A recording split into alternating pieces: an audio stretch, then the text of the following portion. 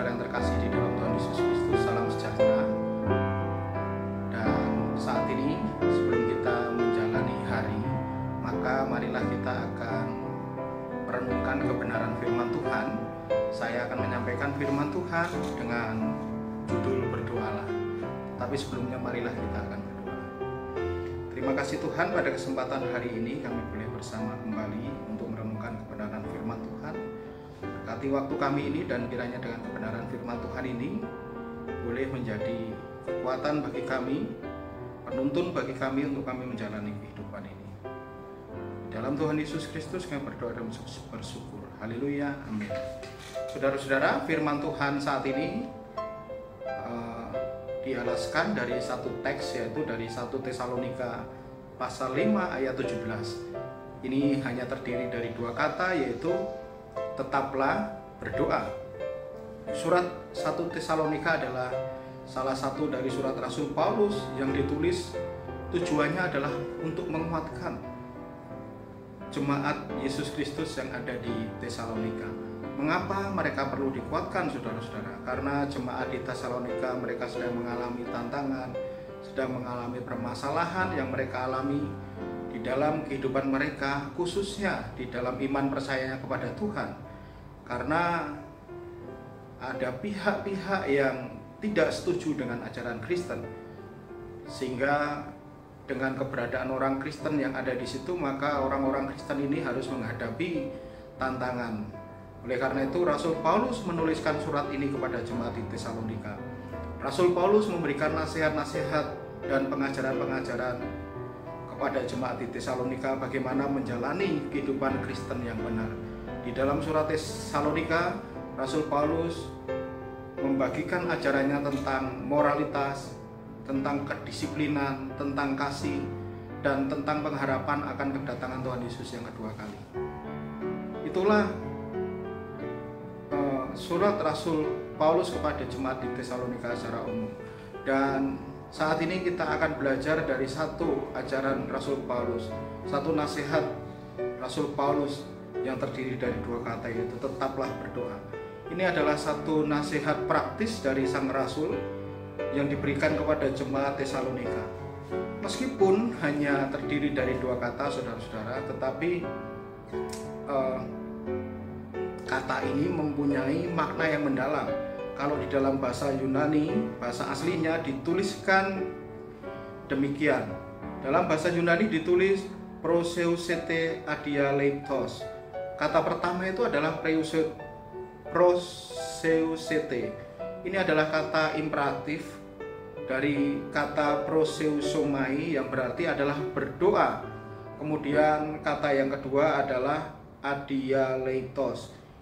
Ini adalah kata keterangan yang diterjemahkan bisa tanpa henti atau terus-menerus.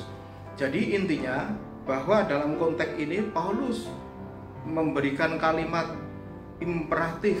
Nah, kalimat imperatif ini adalah kalimat perintah kepada mereka supaya mereka itu berdoa terus-menerus. Sehingga di dalam bahasa Indonesia ditulis tetaplah berdoa. Bisa diartikan juga adalah supaya kita menjalin hubungan dengan Tuhan, berdoa terus tanpa henti. Saudara-saudara, yang menjadi pertanyaan adalah mengapa Paulus sangat menekankan pentingnya doa di dalam kehidupan orang percaya. Yang pertama adalah doa adalah alat komunikasi dengan Allah. Inilah yang menjadi ajaran Rasul Paulus supaya mereka itu tetaplah berdoa, karena dengan doa ini, doa adalah sarana komunikasi dengan Allah. Melalui doa ini maka kita sebagai orang percaya di masa kini belajar dan kita melihat satu kebenaran bahwa di saat kita berdoa maka kita dapat menyampaikan perasaan kita kepada Allah, menyampaikan kebutuhan, menyampaikan harapan kita kepada Allah. Ini adalah hubungan pribadi antara manusia dengan Sang Pencipta. Jadi di saat kita berdoa akan terjalin hubungan personal antara yang berdoa sebagai ciptaan dan pihak yang diajak komunikasi, yaitu Tuhan sebagai pencipta. Adanya hubungan personal, dan kita bersyukur saudara-saudara bahwa di saat kita berdoa kita boleh berbicara seolah-olah seperti dengan ayah kita. Bapa kita. Ia adalah Bapa yang penuh kasih. Oleh karena itu Rasul Paulus mengatakan tetaplah berdoa. Ini memberikan pengertian bahwa ini bukan hanya sekedar rutinitas keagamaan, tetapi tetaplah berdoa. Ini mengajak untuk setiap orang percaya supaya melakukan percakapan yang intens, percakapan yang intim dengan Sang Pencipta. Saudara-saudara, di saat kita berdoa, Dia adalah Bapa kita, dan kita boleh menyampaikan apapun itu kepadanya.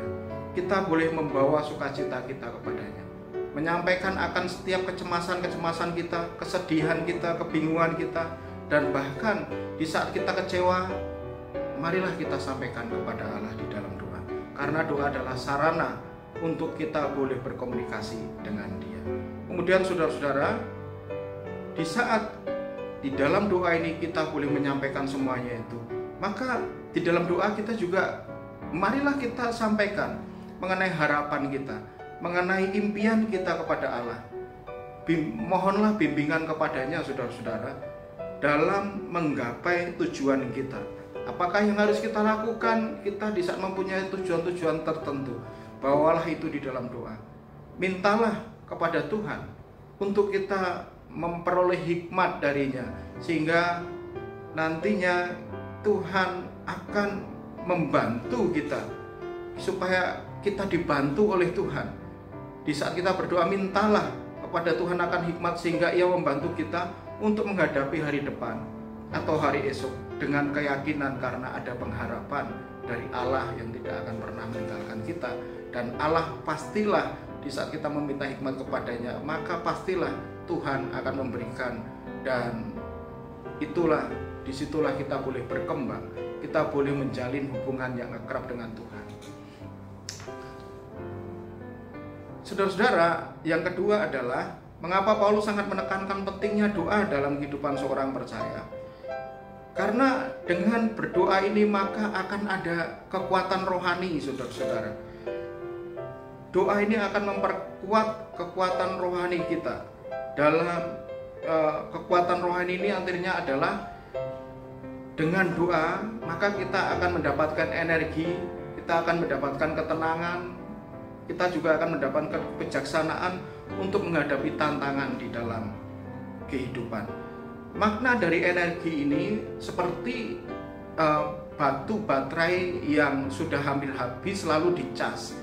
Oleh karena itu batu ini sangat tergantung kepada cas-casan, sehingga adanya kekuatan kembali, adanya energi itu penuh kembali. Dengan penggambaran ini supaya kita mengetahui bersama-sama bahwa doa itu sangat penting. Dengan kita berdoa maka akan membangun kekuatan kita, karena kita sedang membangun relasi dengan Sang Pencipta. Tidak ada yang bisa kita andalkan di dunia ini, saudara-saudara. Di dalam iman percaya kita, maka manusia itu sangatlah lemah. Karena itu diperlukan Tuhan, komunikasi dengan Tuhan dalam hal ini yaitu berdoa.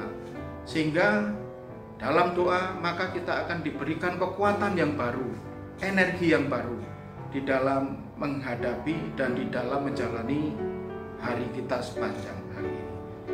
Saudara-saudara, kekuatan rohani ini juga bisa dalam bentuk ketenangan batin, yaitu di saat kita hidup di dalam dunia ini terkadang sering menghadapi suatu hal-hal tertentu, yaitu misalnya kekhawatiran, kebingungan, stressing. Dan doa ini adalah cara untuk melepaskan beban itu semuanya, karena setiap manusia pastilah ingin mendapatkan kedamaian, saudara-saudara. Dan dengan kita berdoa, maka marilah kita lepaskan semuanya itu, sehingga kita akan mendapatkan kedamaian kalau benar-benar kita sungguh mempercayakan semuanya itu kepada Tuhan Allah kita, Bapa kita. Saudara-saudara, dengan kita berdoa maka akan mendapatkan kekuatan rohani. Kekuatan rohani ini bentuknya adalah kita akan mampu merasakan ketenangan. Dan percayalah, di saat kita berdoa maka kita sedang berbicara kepada Allah. Artinya adalah di dalam kehidupan ini kita tidak sendiri, saudara-saudara. Tetapi ada Allah yang sungguh sangat bisa kita andalkan. Kemudian di saat kita berdoa juga, saudara-saudara, maka kita juga akan mampu mendapatkan satu pencerahan spiritual. Pencerahan spiritual itu artinya adalah di saat kita menghadapi hal-hal yang sulit, keputusan-keputusan yang sulit, maka pencerahan spiritual ini akan membantu kepada kita kepada suatu hal yang bijaksana, sehingga apa yang kita putuskan itu akan sesuai dengan dan akan berorientasi sesuai dengan nilai-nilai rohani. Dengan doa ini akan dapat membantu kita memahami akan kehendak Allah di dalam kehidupan kita. Jadi saudara-saudara, itulah poin yang kedua. Kemudian yang ketiga adalah yaitu adanya kesatuan dengan Allah. Maksudnya kesatuan dengan Allah adalah kita lebih dekat dengan Dia di saat kita berdoa. Kita akan mampu merasakan hadirat-Nya, dan juga kita akan mampu memahami kehendak-Nya di dalam kehidupan kita. Di saat kita merenungkan kehendak Allah di dalam doa,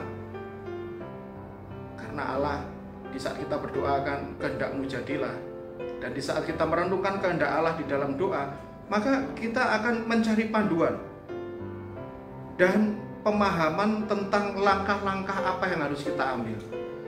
Di saat kita mengetahui kehendak Allah demikian, maka ayolah kita cari panduan.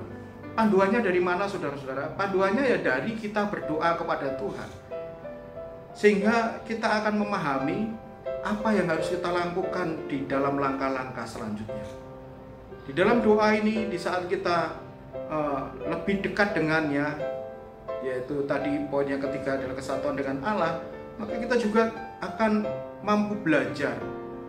Kita akan dituntun oleh Tuhan belajar di dalam pengalaman-pengalaman kita yang telah lalu, yang kita sudah hadapi, sehingga itu semuanya boleh untuk membawa kita di dalam satu perenungan, mengambil pelajaran dari semuanya itu, dan mintalah tuntunan oleh Tuhan.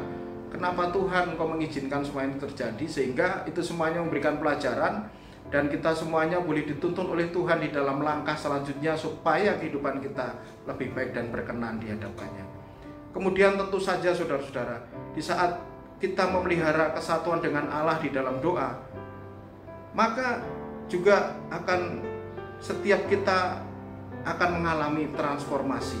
Transformasi ini adalah bahwa ini adalah waktu kita mendengar akan apa yang diinginkan Tuhan di dalam kita. Praktekkan kehidupan doa itu, dan pastilah kita akan mampu untuk mendengar apa yang dimau Tuhan di dalam hidupmu. Tentu saja dengan dibarengi untuk kita merenungkan kebenaran firman Tuhan, karena Tuhan berbicara melalui firman-Nya, sehingga kita akan mengalami transformasi. Transformasi ini adalah proses yang dapat membawa perubahan di dalam kehidupan kita. Transformasi ini akan membentuk karakter kita untuk lebih baik, membuat kita menggantungkan kehidupan kita kepada Allah. Jadi saudara-saudara, pesan pada pagi hari ini, tetaplah berdoa. Di saat kita berdoa, maka kita akan mendapatkan kekuatan. Kita juga akan mendapatkan suatu ketenangan batin, dan juga hal-hal lain yang sudah saya katakan dalam renungan pagi hari ini. Jadi semoga kiranya doa selalu menjadi bagian integral dari kehidupan kita sehari-hari. Amin. Selamat beraktivitas, Tuhan Yesus memberkati.